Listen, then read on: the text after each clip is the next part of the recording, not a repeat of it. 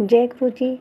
जय गुरु जी। संगत जी, सत्संग शुरू करने से पहले मैं गुरु मंत्र का जाप करूंगी। ओम नमः शिवाय, शिव जी सदा सहाय। ओम नमः शिवाय, गुरु जी सदा सहाय। गुरु जी कहते हैं शुरू से शुरू करो तो मेरी जर्नी गुरु जी के साथ 24 फरवरी में स्टार्ट हुई। पता नहीं गुरु जी के साथ मैं कैसे जुड़ी नहीं, गुरु जी ने मुझे अपने साथ जोड़ा है। ये मैं पहले अपने सत्संग में भी बता चुकी हूँ। यूट्यूब पर पहली बार गुरु जी का मैसेज आया। स्वरूप देखा तो मैं देखती ही रह गई। स्वरूप देखकर मैं बस रोती जा रही थी। क्योंकि उस दिन मैं बहुत ही ज़्यादा परेशान थी। मेरी मम्मी की तबीयत बहुत ही ज़्यादा ख़राब थी। उनको अस्थमा था, वो बहुत ज़्यादा बीमार थी। काफ़ी सालों से वो बीमारी झेल रही थी, तो उनकी तकलीफ़ देखी नहीं जाती थी। वो बहुत ज़्यादा कष्ट में थी। अक्सर ही उनके भाई का फ़ोन आता रहता था कि मम्मी की तबीयत ख़राब, एडमिट हो गई, मम्मी की तबीयत ख़राब, एडमिट हो गई। और जब भी वो एडमिट होती थी तो 10-15 दिन के लिए एडमिट होती थी। और उनको इतना ज़्यादा कष्ट था, यानी कि उनको सांस लेने में इतनी प्रॉब्लम होती थी कि हम लोग उनको देखते तो हम लोगों को बहुत ज़्यादा कष्ट होता था कि कैसे वो ये जीवन जी रही हैं। और उनको अस्थमा भी था और बीपी भी हाई हो जाता था, शुगर भी था, सब कुछ था। मेरी मम्मी बहुत ही अच्छी थी, यानी कि बहुत ही ज़्यादा वो अच्छी थी, कभी किसी का बुरा नहीं चाहा। पर ईश्वर की पता नहीं क्या वो था कि उनको इतनी बीमारियां मिली और उन्होंने बहुत ही कष्ट झेला। कई सालों से वो बहुत ज़्यादा कष्ट झेल रही थी और उनको देखकर लगता था कि हे ईश्वर, कैसे मेरी मम्मी जी रही हैं। हम लोग कुछ कर नहीं सकते थे, तो ये सोचते थे कि क्या करके इनके कष्ट को दूर करें।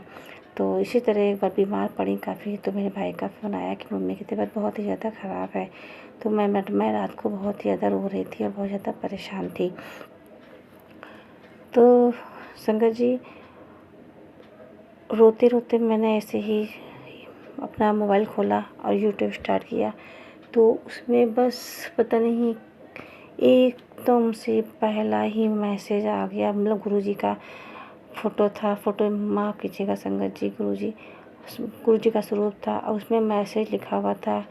बहुत ही अच्छा मैसेज था, मुझे पूरी तरह से मैं याद नहीं है, लेकिन वो मेरी परेशानियों से रिलेटेड ही मैसेज था कि तू परेशान ना हो, हर समय क्यों रोती रहती है, परेशान मत हुआ कर, मैं तेरी माँ के साथ हूँ।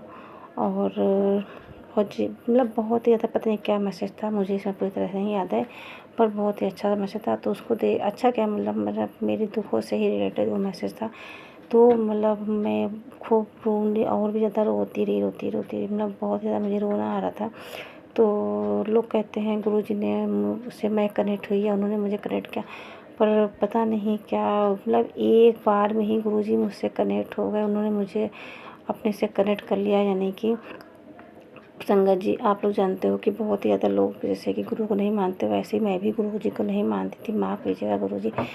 मैं भी ये सोचती थी पता नहीं क्या लोग गुरु को करते रहते हैं और हम तो बस भगवान को ही मानते हैं, सब कुछ भगवान ही हैं, गुरु जी क्या होते हैं। तो जैसे कि आजकल माहौल चल रहा है, बहुत से गुरु प्रवचन वगैरह देते हैं, तो वो उनकी कहानियाँ बाद में बहुत ख़राब सी आती हैं, तो देखकर बहुत दुख होता है और गुस्सा भी आता है। तो इन गुरुजी को देखकर मेरे दिमाग में एक बार भी नहीं आया कि ये गुरु हैं। तो मेरे मन में गलत विचार आए कि हाँ, मैं गुरु को नहीं मानूंगी, ये कौन गुरु, ये कुछ भी नहीं। बस ऐसे लगता है ये मेरे पिताजी हैं, मेरे पापा। आपको एक बार बता दूं कि मेरे पापा भी पिछले साल एक्सपायर हो चुके हैं। मेरे पापा भी बहुत ज़्यादा अच्छे थे, मुझे उनकी बहुत ज़्यादा याद आती है। तो ऐसे लगता मेरे पापा ही आ गए, वही मेरे तकलीफ़ में मेरा साथ दे रहे हैं और हमसे बात कर रहे हैं कि परेशान मत होइए, वो करके।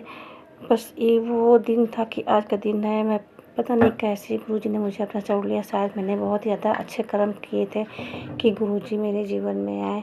और एक बात आपको और बता दूं कि मैं शिव जी की बहुत बड़ी भक्त हूँ, यानी कि मैं छोटे पर से मुझे नहीं याद, बताएंगे तो आप लोग हंसोगे कि हाँ ये क्या बता रही हैं। पर मुझे जैसे मैं अपनी मम्मी की गोद में थी, तब से ही मुझे सारी बातें याद है कि हाँ क्या क्या हुआ करता था उस समय। मुझे सब कुछ याद आता था। तो लगभग हम 5-6 साल के ही रहेंगे, तब से हमने एक फ़ोटो में शिव जी को देखा। मतलब बच्चे थे तो भगवान में कहाँ इतना श्रद्धा होता है, तो मैंने शिव जी को एक फ़ोटो देखा, तो तभी से मैं शिव जी को ही मानती हूँ। बहुत मतलब शिव जी को ही अपना ही आराध्य मानती हूँ। बाकी सभी भगवान को मानती हूँ, हनुमान जी, श्री कृष्ण भगवान, राधा माता और बहुत सारे भगवान को मैं मानती हूँ। नीम करोली बाबा को मानती हूँ, हनुमान जी को मानती हूँ और विष्णु भगवान और सभी को मानती हूँ। सभी भगवान एक ही हैं वैसे, पर सभी में मैं बहुत ज़्यादा श्रद्धा रखती हूँ। तो मैं बता रही थी, तो जैसे हमें लगता है कि फिर बाद में से मालूम पड़ा कि जैसे कि गुरुजी शिव जी के ही अवतार हैं। तो बस मेरे आँखों में आँसू अक्सर ही बहते रहते हैं। मैं जब सोचती हूँ कि हाँ ये शिव जी हैं, तो मुझे लगता है कि हाँ शिव जी ने ही मुझे गुरु के रूप में मतलब मुझे रास्ता दिखाने के लिए गुरु जी को भेजा है, मेरे कष्ट हरने के लिए भेजा है। मैं बहुत ज़्यादा किसी को अपनी बातें बताती नहीं हूँ, किसी को यानी कि अपने कोई भी दुःख तकलीफ़ अपना किसी को मैं नहीं बताती हूँ, ना पहले बताती थी ना बताती हूँ। तो बस अब तो गुरुजी मिल गए हैं, तो सारी बातें मैं गुरुजी से करती हूँ। गुरुजी ही मुझसे कहते हैं तुम सारी बातें मुझसे किया कर, किसी से मत कहा कर। तो मैं गुरुजी से बातें करती हूँ। तो मैं बता रही थी, मेरी मम्मी तबीयत ख़राब थी, तो मैंने ये उस रात बनाया कि मेरे हे ईश्वर, हम लोग कुछ नहीं कर सकते हैं। मेरी मम्मी बहुत ज़्यादा तकलीफ़ में हैं, तो उनकी आप रक्षा करो, उनकी तकलीफ़ों को कम कर दो।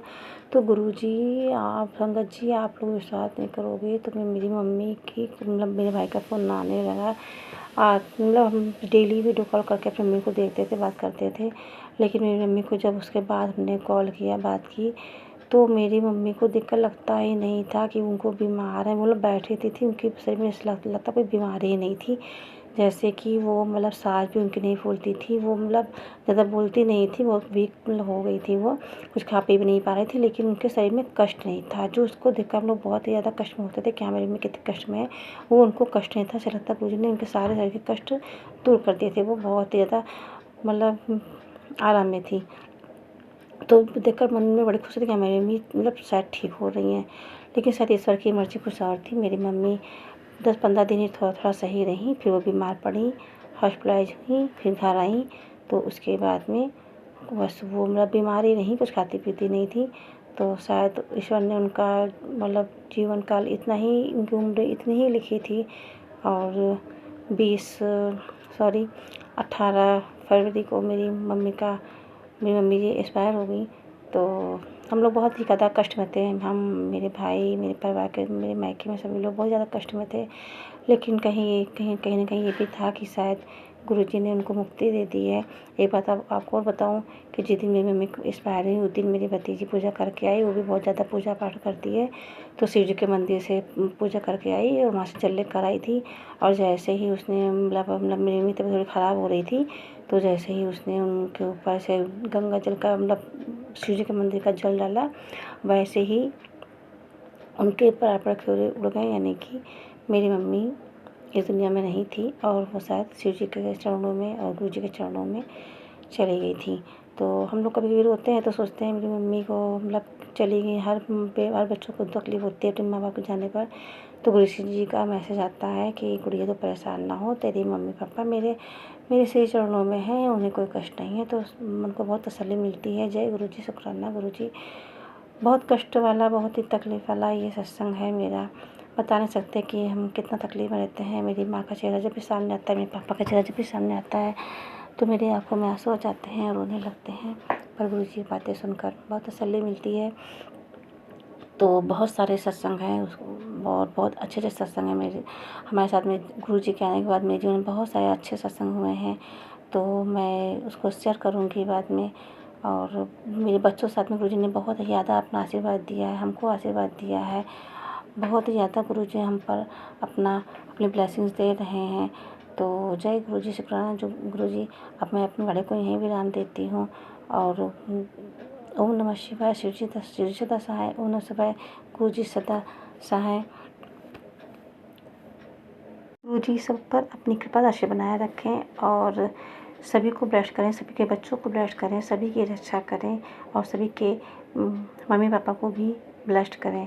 ओम नमः शिवाय, शिव जी सदा सहाय। ओम नमः शिवाय, गुरु जी सदा सहाय। अगर आपको हमारा सत्संग पसंद आया तो प्लीज़ हमारे चैनल को लाइक करिए, शेयर करिए और सब्सक्राइब करिए। और अपना हम व्हाट्सएप नंबर दे रहे हैं, अगर आपको अपना सत्संग शेयर करना है तो इस नंबर पर आप अच्छी राइटिंग में लिखकर अपना सत्संग शेयर कर सकते हो। मैं अपने चैनल पर शेयर कर दूँगी। जय गुरु।